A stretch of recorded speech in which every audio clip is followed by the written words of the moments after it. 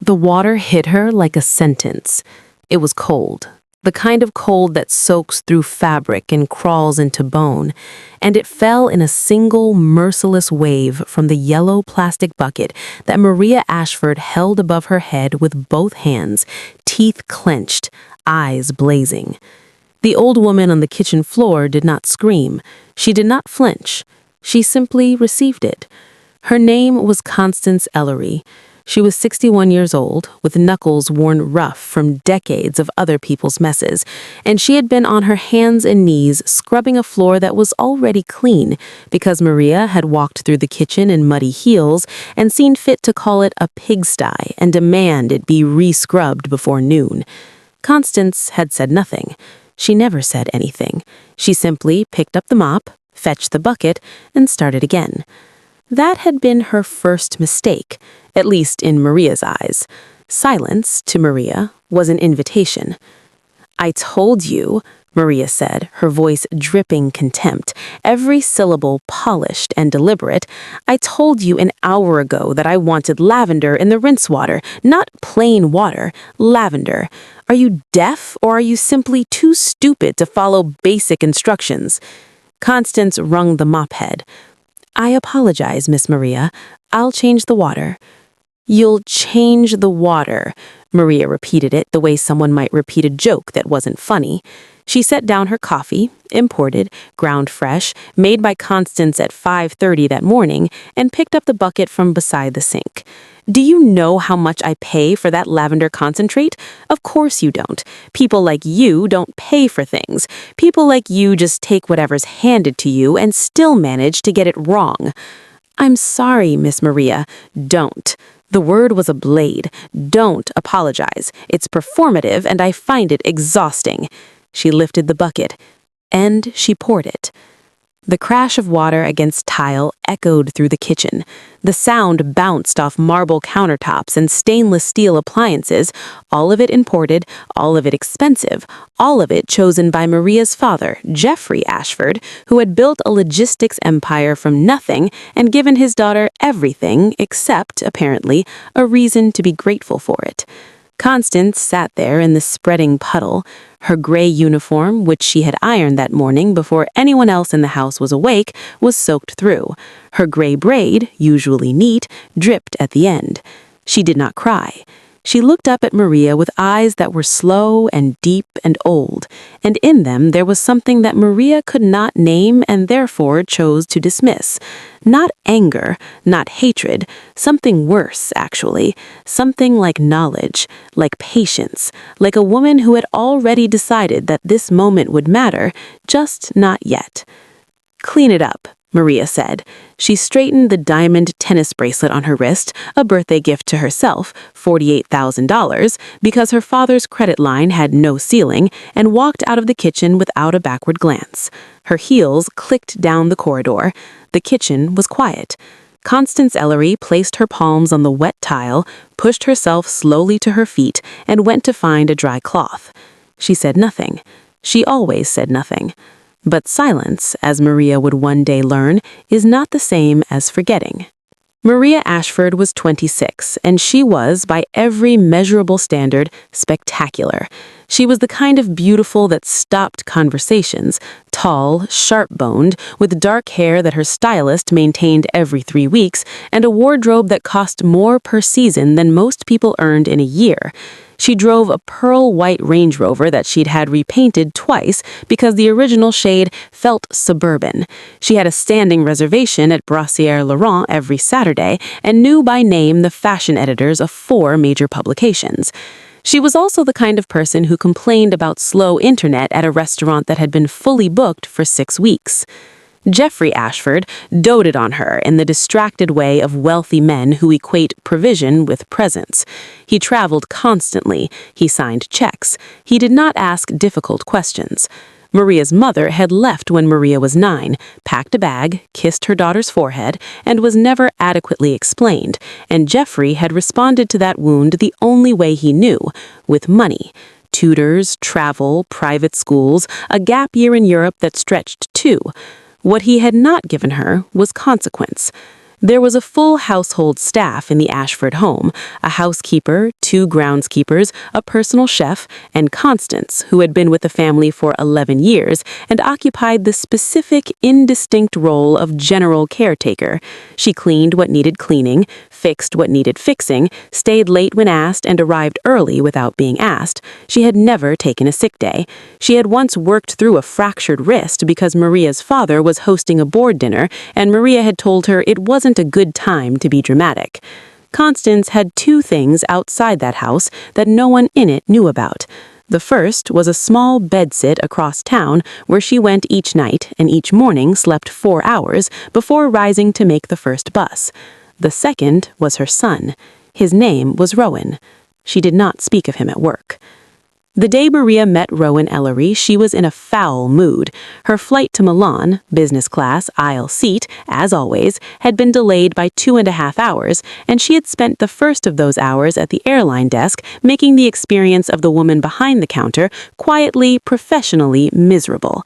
Not shouting. Maria never shouted in public. She simply deployed her voice with surgical precision, raising and lowering it at specific moments, making requests that were indistinguishable from commands, and watching the flush creep up the woman's neck with the mild satisfaction of someone who has exercised a muscle they rarely bother with. She was nursing an overpriced sparkling water at gate 14 when the man sat down 2 seats away.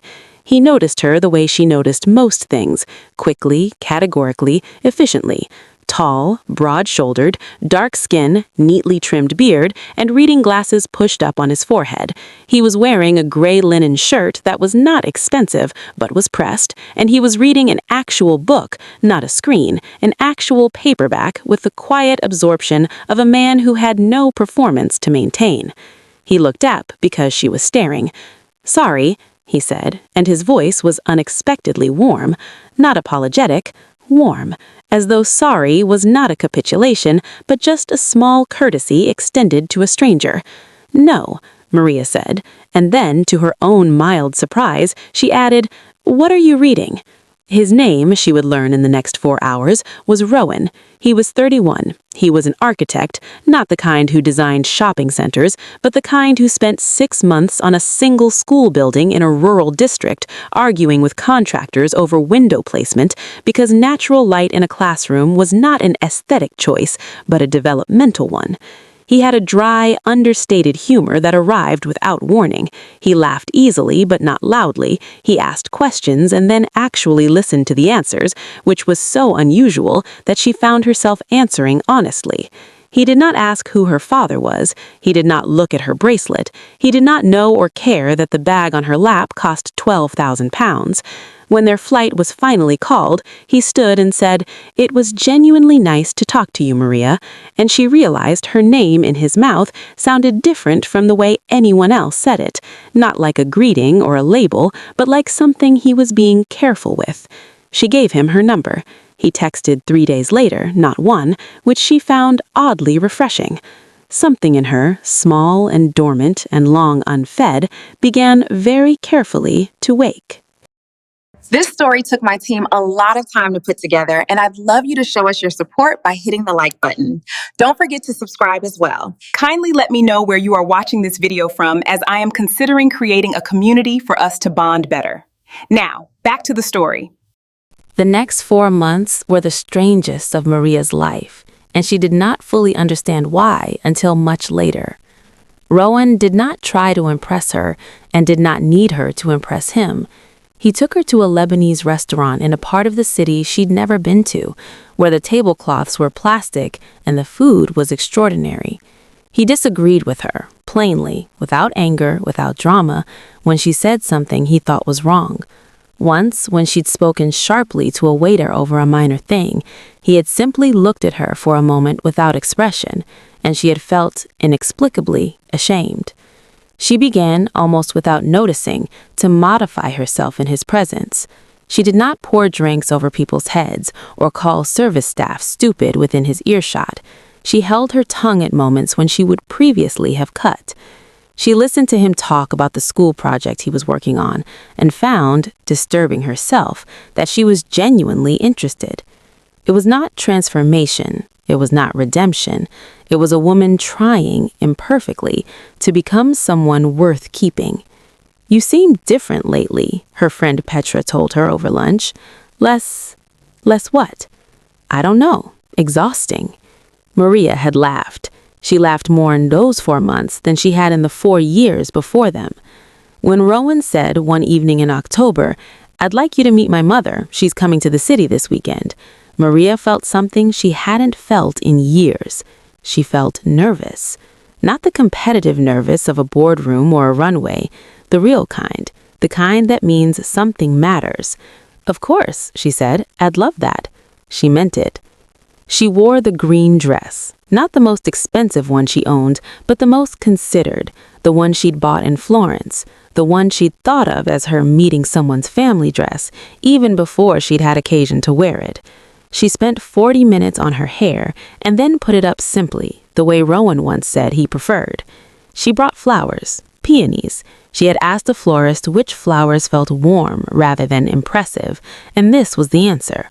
She stood at the door of Rowan's apartment and breathed. He opened it. He smiled at the flowers. He stepped aside. She walked in. And there, seated at the small dining table with a cup of tea between her palms and a neat navy blouse that she had ironed herself, was Constance Ellery. The cup stopped halfway to her lips. The room did not spin. It did not blur. It simply, horribly, sharpened, every detail snapping into focus with the vicious clarity of a reckoning. The gray braid, the careful hands, the eyes that were slow and deep and old. Those eyes that she had looked into across a wet kitchen floor 3 years ago and dismissed entirely. Maria could not speak. She felt the peonies in her hands, absurdly pink and cheerful, and wanted to drop them. Her face, she was certain, had turned to paper. Constance looked at her for a long time. Then she said, quietly and without surprise, "Hello, Maria." "Mom?" Rowan looked between them. "Do you two know each other?" "Yes," said Constance. She set her teacup down. "We know each other very well." And then she began to speak. Constance spoke for 20 minutes without raising her voice. She did not dramatize, she did not weep. She simply described, precisely, chronologically, with the patience of a woman who had rehearsed nothing because she had decided long ago that the truth did not need rehearsal. She described the 11 years, the 5:30 mornings, the fractured wrist she worked through. She described being called stupid, being called lazy, being spoken to in front of guests as though she were furniture. She described the day Maria had poured a bucket of cold water over her head on a kitchen floor that was already clean. "I didn't fall apart," Constance said. "I cleaned it up and went home, and I told myself it was the last time, but I stayed because I needed to. Because Rowan's final year of university cost more than I could earn anywhere else, and I had made him a promise." She was not speaking to Maria. She was speaking to her son. Rowan had not moved from where he stood. The color had left his face. He was looking at Maria with an expression he had never seen him. Not anger, not hatred, but something quieter and more permanent. Disappointment. Deep, structural disappointment, the kind that does not have a door back in. "Maria," he said at last. Just her name. She stopped. She tried again. "I was different then. I've changed." "Don't," he said it, the way she had said it to his mother on a kitchen floor, quietly, finally. "Please don't do that." He picked up his keys from the counter. "I'm going to take my mother for dinner. I'd like you to leave." "Maria." "Maria?" He did not look at her again. "Please leave my home." She left. She left the flowers on the floor by the door, still wrapped, still pink, still cheerful, and she walked to her car in the underground car parking and sat in it for 45 minutes without starting the engine. No one came after her. She called him once. He answered. He let her speak. She said everything she should have said in his apartment, that she was sorry, that she was cruel, that she did not know how to justify it and would not try. She said she had been someone she was ashamed of, and meeting him had been the first time she understood that. He listened, and when she was done, he said, "I believe you, but belief isn't enough." He did not hang up in anger. He simply said, "Goodbye." She called Constance. The phone rang 4 times, and Maria had already decided what she would say. The speech was ready, sincere, carefully not performed. And then the call connected. Maria? Mrs. Ellery, I want to apologize, properly, for everything. There was a silence that lasted long enough to feel geological. I know you do, Constance said last. I can hear you mean it. Then, meaning it doesn't undo it, Constance said. Her voice was not unkind. It was simply honest, the way a stone wall is honest. It does not hate you. It simply will not move. I don't carry bitterness towards you, Maria. I never did. But I also don't have anything left to give you. Not forgiveness, not closure. I have a son I am proud of, and a life I built despite everything, and I intend to enjoy what I have earned. I can't carry you in that life. I'm sorry. She hung up gently, not in anger, in finality. That, Maria would later understand, was the worst part. She could have metabolized hatred. She could have argued with bitterness, rallied against resentment, constructed a narrative in which she was the one being treated unfairly. But there was no bitterness in Constance Ellery. There was only a door quietly closed from the inside. The world, being indifferent to Maria's interior landscape, continued. Jeffrey Ashford finalized a merger that doubled his company's valuation, and Maria received a new account transfer that she barely looked at. Her stylist came on Thursday. Her Range Rover remained pearl white. Brasserie Laurent held her table. None of it felt the way it used to. She heard about Rowan the way people hear things in cities, sideways, through mutual acquaintances and the disinterested cruelty of social media. He completed the school project in March. The photographs were published in an architecture journal, wide-windowed classrooms full of morning light, children's drawings pinned to walls that he had argued over with contractors for 6 months because natural light mattered. He was photographed accepting an award at a small ceremony. He was smiling. He looked like a man with an uncluttered conscience. 18 months later, she heard he was engaged. A woman named Lydia, a civil engineer apparently, who laughed a lot and had met his mother before their second date and been, by all accounts, immediately adored. Maria did not fall apart when she heard this. She sat in her apartment. She had moved out of the Ashford house the year before, needing, finally, to be somewhere that was only hers, and she let herself feel the full, unobstructed weight of it. This was what she had lost. Not the bracelet, not the career, not the apartment.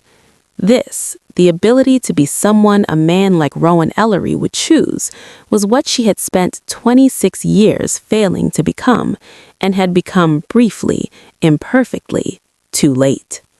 She thought about Constance. She thought about her often. She thought about the way those eyes had looked up at her from a wet kitchen floor, not with hatred, but with knowledge, with patience, with the absolute, unshakable certainty of a woman who knew exactly who she was and was prepared to wait for the world to catch up. Maria Ashford was wealthy. She was educated, capable, beautiful, and rich. She was also, in the ways that turned out to matter most, entirely, irrevocably alone. And the most unbearable part, the part that woke her at 3 a.m. and sat on her chest until dawn, was not that she had lost Rowan. It was that she had deserved to. Rowan bought his mother a flat on the 3rd floor of a quiet building 2 streets from his own.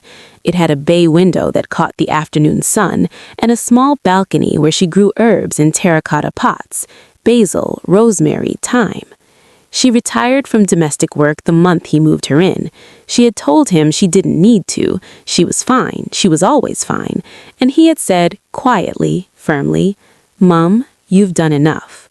She planted the herbs. She learned to sleep past 6. She attended the wedding in a silk dress the color of champagne and danced with her son at the reception while Lydia laughed and took photographs. She did not think about Maria Ashford often, not because she was bitter, not because the memory hurt, but because Constance Ellery had always understood something that wealth could not teach and beauty could not buy. How you treat people when you believe there is no consequence, that is not a lapse in character, that is your character. And some doors, once closed, do not open from the outside. If you loved this video, you will also love my video on the evil best friend. This is one story that will really touch your heart.